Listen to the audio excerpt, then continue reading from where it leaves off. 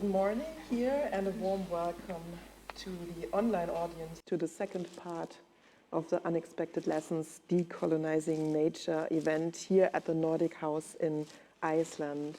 Yesterday evening we were already nourished, at least those who could be there, by Chef Kabui's Afrofuturistic conscious cuisine. Before my colleagues Isabel Raabe and Njoki Ngumi introduce themselves and talk about how we came to be part of the Goethe Morph in the first place and what we have already done in preparation for the event here, I would like to briefly tell you what the Unexpected Lessons are about. And as you saw in the program, this is already the second edition and there will be more. My name is Mahret Ifeoma Kupka, and I'm part of the curatorial team. I'm a freelance writer and senior curator at the Museum Angewandte Kunst in Frankfurt in Germany. And when Isabel Raabe contacted me in 2019, I was in Nairobi for a 3-month research stay. And that was a funny coincidence because we were to have more to do with Nairobi, but also more about that later. Isabel had the idea for Talking Objects, a think tank exhibition and event series that explores plural forms and practices of knowledge of the African continent, as well as poly-perspective strategies of mediation and visualization.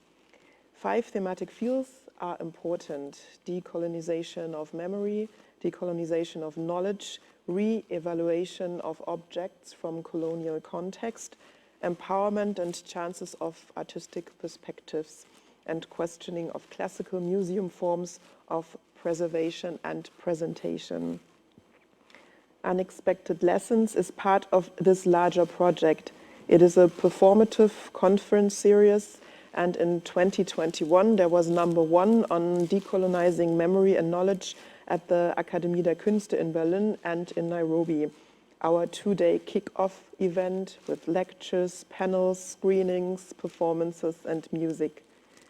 In December this year, there will be #3 at Kunsthalle Osnabrück in Germany, and also, there will also be a #4, and so on. And you can, so to say, book us, and we will develop a program together with our project partners from Kenya and Senegal. Before Isabel says more about this, I would like to refer to some other events and projects within the framework of Talking Objects Lab. Last November and May, 2 artist residencies took place in Dakar, followed by a presentation at the Musée Théodore Monod, represented by Malik Ndiaye. We had a temporary monument at Cottbuser Tor in Berlin. We ran internal workshops on information technology and on the necessity of a decolonial archive. And we cooperated with the 1014 space of the German Foreign Office in New York on the topic Mapping Academia. You can find the documentation on our website, talkingobjectslab.org. And for those who are present today, you can take one of the cards on your seats and use the QR code to get directly to the site and also to today's program. Yeah, so enjoy the day. I hand over to Isabel now, and thank you very much for coming. Yeah, warm welcome also from my side. Good morning, or the digital audience, good afternoon or good evening, wherever you are. First, a big thank you to Thomas Schaub and Anne-Björk Danielsen for inviting us to this festival. Thank you to Nordic House, all the team, and Paul, all those people who are supporting us. That was really good. Thank you for this, for hosting us. Yeah, Talking Objects is about decolonizing knowledge, and this means we raise the question, what can knowledge be today beyond the Eurocentric knowledge system? And this means nothing less than changing our view on the world. So also changing our view on nature.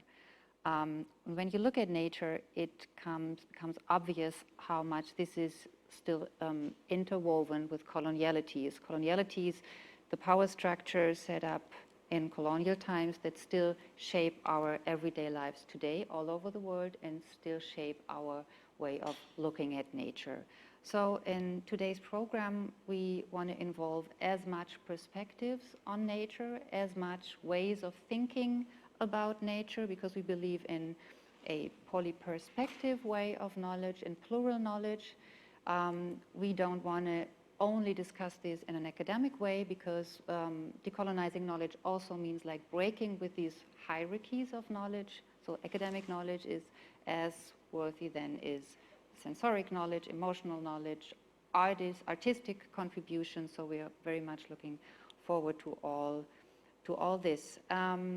Maybe this is also the time to explain. There's an empty chair here next to me.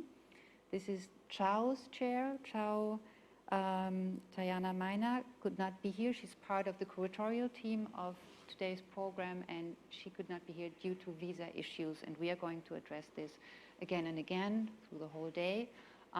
But she's with us, we hold her space, and she will participate digitally in a very moment, but this was important for us to.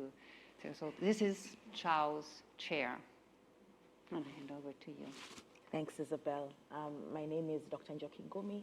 I'm here in the context of my participation with the Nest Collective, who've been friends of Isabel for a long time. We've worked together on this kind of exploring of decolonial ideas and concepts. One of the things to recognize about this rapidly expanding field is that it's always shifting, and with its shifting, the language has to shift as well.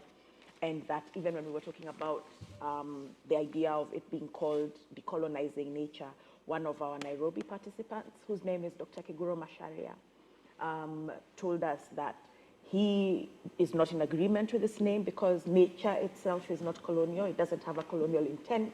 It wasn't created with the intention that somebody would colonize it on behalf of others or for in order to leave others out. That's not how nature works. And so he was right when he said that it should actually be called anti-colonial approaches to nature, understanding that so many approaches to nature currently, everything from the idea of patenting seeds and making sure that seeds cannot do their work of regenerating for the next generation. That is colonial behavior, mentality, design, and intention. And so that's not how nature was designed to work. And so if we take anti-colonial approaches as regards the ways in which we view nature, it's a better word and a better frame and makes a lot more sense than calling it decolonizing nature. So I thought that I would share that today with the audience. I think another thing that we've been talking a lot about with the team has been the cost of knowledges moving across the world, and who bears what costs, and who bears costs that are disproportionate to their contributions, who has to work harder to contribute in certain spaces. And so even if the vast majority of resources find themselves in the global north for reasons that we all know, and the vast majority of opportunities to explore these things happen in the global north, or the resources come from the global north to have conversations about decoloniality, you find that participants from the global majority, from the global south, participants who are non-white participants, who have to work extra hard to cross borders, who have to prove colonial respectability in order to be allowed to get to a country like this one, who have to tell things to your governments that you guys don't even have to do. All of that is rooted in coloniality still. And so the journey around this, and which is also a big reason that Chao isn't here, is a really, really long one. And I think it is important to sit in the discomfort of the cost of this knowledge moving. The fact that I have to work harder to be here than you would ever have to work to cross the border into my country, that you would inevitably be treated with much more respect, much better hospitality, 1,000 different differences in even how I'm treated in my own home, you know. And so in understanding that knowledge must be shared and communities must be formed for us to be able to begin seeing things differently. It's important to sit with the fact that we are framed as unequal by these same colonial frames, and that challenging those frames, the first thing to do is to acknowledge that the frames exist, to sit with what it means that these frames exist, and to start asking ourselves what are individual measures that we can take, what are communal measures that we can take in order to shift some of these problematic and immoral paradigms. And so with that said, and despite everything, again, like Isabel, we'd really like to thank the Goethe chapter here, the Nordic House, for their kindness and care towards us. And we're really excited to get on with the journey today. Thanks. So this is the time to bring Chao in digitally. Hi, everyone. For a second, I was worried that something would happen, but it's wonderful to be joining you today, or to have at least access to join me virtually. I want to thank my fellow curators, Mahret, Isabel and Njoki, particularly for holding space for me in the event that I could not be there in person, but also I think sharing in the discomfort of what it means to work through the processes and through the loopholes that we have to jump to sit on the same stage. And so in this kind of landscape of producing knowledge or sharing knowledge, there are many more dynamics involved other than the act of producing the knowledge itself. And these are dynamics that we cannot escape, or that many times are forced upon us. Nonetheless, I'm glad to have been part of the curatorial team for this project, and I am a digital heritage specialist and a digital humanities scholar working and based in Nairobi, Kenya. I'll speak briefly about the workshop that we had in, I want to say July or August, a few months ago rather, in Nairobi this year. And as Njoki has briefly introduced, one of the things that we began with was actually challenging the title of the workshop and moving away from decolonizing nature to anti-colonial approaches to nature, which in itself I think is really informed by the ways in which decolonization has, or rather is seen to be a part of everything, when in reality it is a creation, it is a human kind of action-oriented process, and so imposing that in nature in itself is something that we had to acknowledge. So the workshop in Nairobi really was looking at food, decolonizing, or rather anti-colonial approaches to food and agriculture, and how this is also related to health systems, to climate change, and to the crisis, food crisis that we see.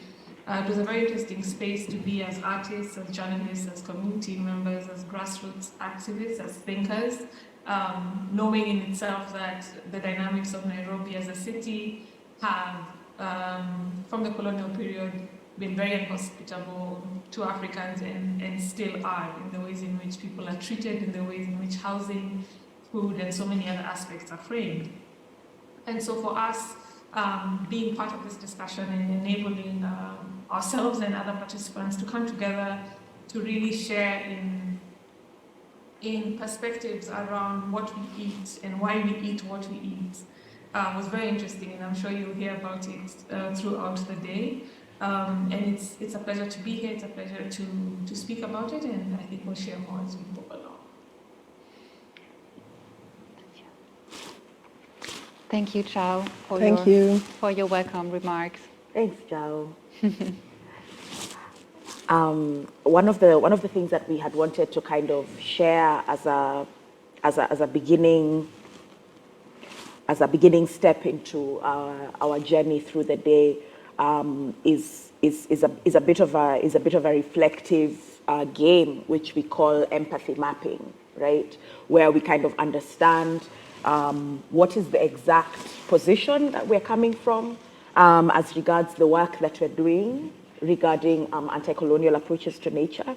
And then we then proceed to ask each other, what do we find challenging in that work that we're doing? And subsequently, what kind of support do we think would be able to help this work continue? And so we thought, as part of the introduction and for it to kind of begin to sink in the kind of conversations we'll be having today, that we would ask each other these questions as people who've been kind of taking this journey together for the last couple of years. That we would ask each other these questions and then kind of have this as a discussion.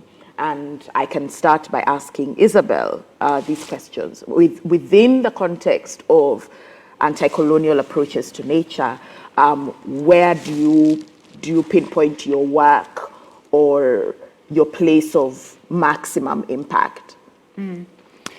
So, I mean, me as a curator, I'm interested in my curatorial work in art and cultural projects dealing with decolonization and decolonization of knowledge. And they are focusing on revealing these colonialities I was already talking about. And this becomes very obvious when we look at nature. It's come with as Bell Hooks said, we have to decolonize our minds in Western cultures, especially in order to rethink or to think differently about nature. So this was what was interesting me.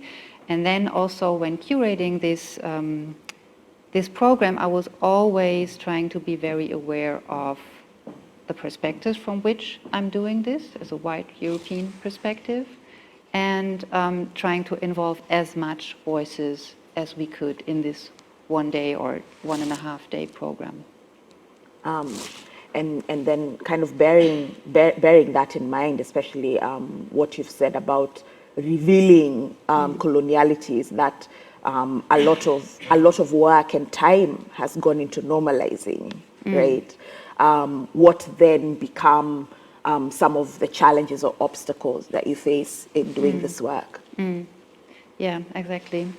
So, I mean, what I just said, one challenge is, of course, always every day from the scratch, again, being aware of my perspective, like doing my homework, the critical whiteness, being aware of my white privileges. I mean, this is not a challenge in the sense of like, oh my God, I can't do that, but it's work. It's just work.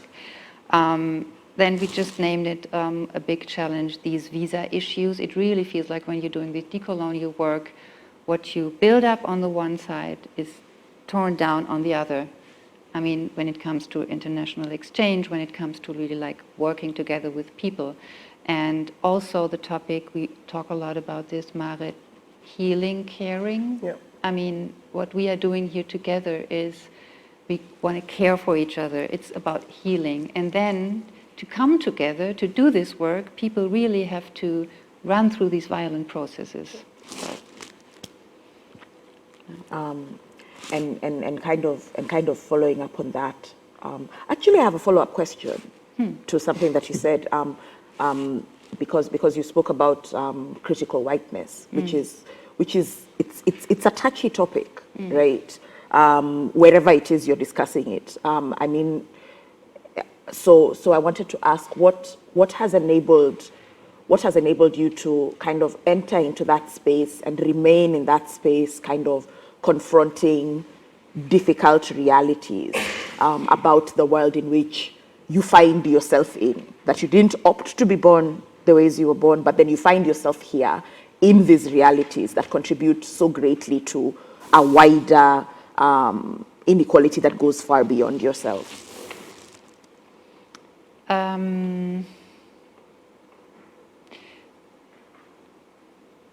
I mean, when you once start getting sensitive for these colonialities, you can't overlook them anymore. You have to learn that kind of view once, and then you can't overlook them anymore. But you keep on practicing not to forget about it. So that's maybe the answer. No, I think that's a really useful frame, because I remember when I was a lot younger, learning about feminism, right, and learning about the fact that the world is designed for women to be subordinate. And then you look around and you can't unsee it. It's literally everywhere. And then you start asking yourself, was I really brought up to believe that this is normal? You know, and so like kind of listening to you, it sounds like it's very similar. And then maybe the last question would be for you, what kind of support do you think would make the decolonial, the anti-colonial work that you're doing, especially as regards to nature, a little easier? Well, of course, political support. We have to change this ridiculous travel regulation system in Europe. I mean, yeah. And also, I think it's very important, no matter if it's about decolonizing nature or the topic of dealing anti-colonial approaches to nature, we need time to work together. We need these long-term projects, and therefore we need both budgets, but also comrades in crime, like you guys are, to work together or to build up a basis of trust, and then to like continue the work we do. I think this is important. Yeah, Mahret, what do you do? What do I do? It's speaking about like the tight time frame. I think I have like 2 minutes now left to Can extend. to add on this, and I think like to add on this might probably be the right way to say it, because I think most of what's important you already said, and what I would like to add to that from my work, what I'm also doing besides talking objects as being a curator working in an institution in Germany, in Europe, I'm always trying to like request and adapt and reflect on museum practices and what it means to be working in a museum, and what are like my possibilities and my possibilities to really change on things and changing structure. Is it possible? Anyhow, so I think we're going to talk a bit about that later in the third session today. So that's where I see myself also, and really trying to change things from where I am, from where I work. And what Isabel said also about privilege and always reflecting on oneself, and always questioning also what we were conditioned to believe in, how we see things, what we assumed to be normal, and then getting to that point at some day that you realize, okay, maybe what I assume to be normal isn't actually that normal, and then but it's, you always like see how your thinking and doing always kind of like switches back on this being conditioned as being normal. And on top, of course, like I'm always in this interesting, weird in-between situation, like being European but being of African descent. It's always, I kind of always feel I have to reflect on where I am at the moment, because of course, like being European socialized and then being on the African continent is not like the same as being born there and growing up there, and then but at the same time it's not the same as being born in Europe and growing up there. It's like I'm not fully European in a way, not from what I'm feeling myself, but what is projected on me, I guess. So this is also something I'm dealing with all the time, but I'm also trying to see this as a not in a negative way necessarily, but to see what what are the pros from that position. Absolutely. What should make your work easier, do you think? Actually, as Isabel said, like it would be very helpful if politics would be much more supportive, and of course, like the exchange, like I said before, Chao is not here, and how all this also, like this trying to get her here, how this is really also extra work, you know. We do work, and then there's always like the extra work. So setting up an event like this, inviting people and writing concepts is work. And whoever has done this before knows how much work this is. But there's always this on-top work. You always have to explain what you're doing, and then trying to find ways and strategies to organize for people to be here. It's, this can be too much, so it would be important. And actually, it's weird for those things to ask, because at the same time, we have like governments that are like, on the one side, yeah, we are open. We have like institutions like the Goethe Institute. We want to like open borders and make like this conversation on so-called eye level possible. And at the same time, they are like closed and more closing borders. I think this whole process is kind of getting worse all the time. So it would be nice to, kind of like really stick to what the idea of what the like proposed idea of open borders and cultural exchange. Like, so it's very, very contradictory. So politics should just like Pick a side. Pick a side, and hopefully like the side of like more open, more fluid borders. And I remember we were having a conversation about this when we were kind of starting to deal with the fact that Chao would not be here even after months of trying to make it happen, right? And we were saying that beyond, individuals just saying, shucks, it's such a bad thing that these things have to happen. It has to start being an institutional fight. It has to start being a conversation that the Goethe should have with other Goethe chapters. It starts being a conversation that Nordic House joins its other, joins hands with other cultural institutions that want to be able to have international conversations and say that the cost on our international partners is far too high. The cost on their dignity, the cost on their contributions, how much they have to pay even before crossing the border to come and be able to share with our audiences, our people. It's way too high. And that rather than, trying to comfort them on an institutional level by saying, okay, like it's done now, or at least you're here, like there has to be some sort of sustainable end to, these struggles. And like being here is a good is a good point, I think, because we have people here like Harriet. Yeah, but Njoki, it's your turn also telling us what you do. I mean, we need this time. Right. And then there's Chao, right, as well. So maybe I'll try to keep it really short.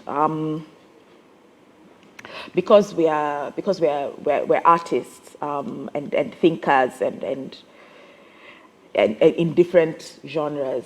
From the point of view of the Nest Collective, I think my work has been to be a learner and a thinker and a contributor to this wider field of deeper understanding about the vast power inequalities that exist in this world, that are historical and that we find ourselves born into, of no choice of our own, but that we are tied to the past generationally, that its consequences, good or bad, are things that we are living now.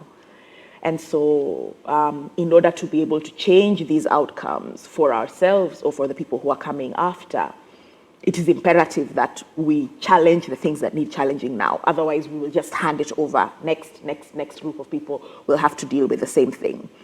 Again, we are where we are because the people who came before us had certain conversations. And so we realize that we are, living the results of certain activistic work, certain grassroots work that has been intentional about handing over to us better knowledge, better language to describe our current condition, right?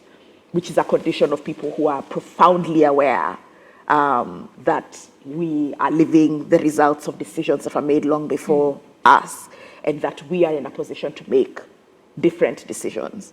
So I think sitting with that and finding ways to put it, whether it's in conversation with others, whether it's in writing, whether it's in different pieces of artistic work that make reference to pasts or imagine a speculative future.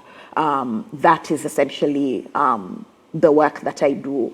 And maybe as regards a challenge, I think that's particularly challenging is that because the world now really understands what it means to take sides in a social justice fight, it's very easy for somebody to come and point and say, actually, it's true, the Africans are disenfranchised, right? And so a lot of effort and energy goes into that from Africans themselves, as well as from very well-meaning partners, collaborators, allies. But I think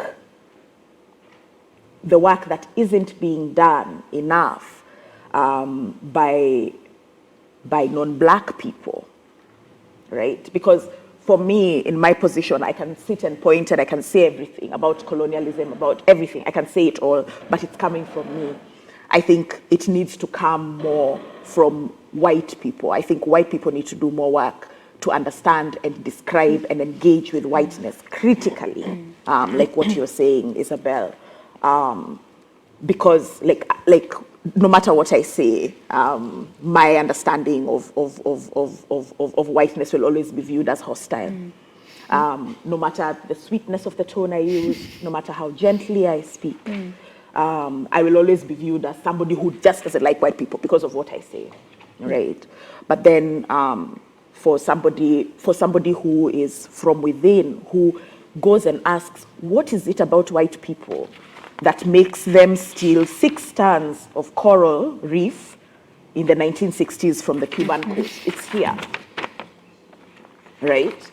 What is it about? Because you don't find other people with 6 tons of coral reef in a museum store. So what's that? Only white people can ask that question in ways that are relevant to whiteness. And in order to kind of rethink, okay, so if whiteness is known for this now, what do we want it to be known for later? Or is this what my ancestors did? Are we serious? You know? I feel like that for me is a challenge to my work, that there are limits to where my critique can go, who it can be heard by.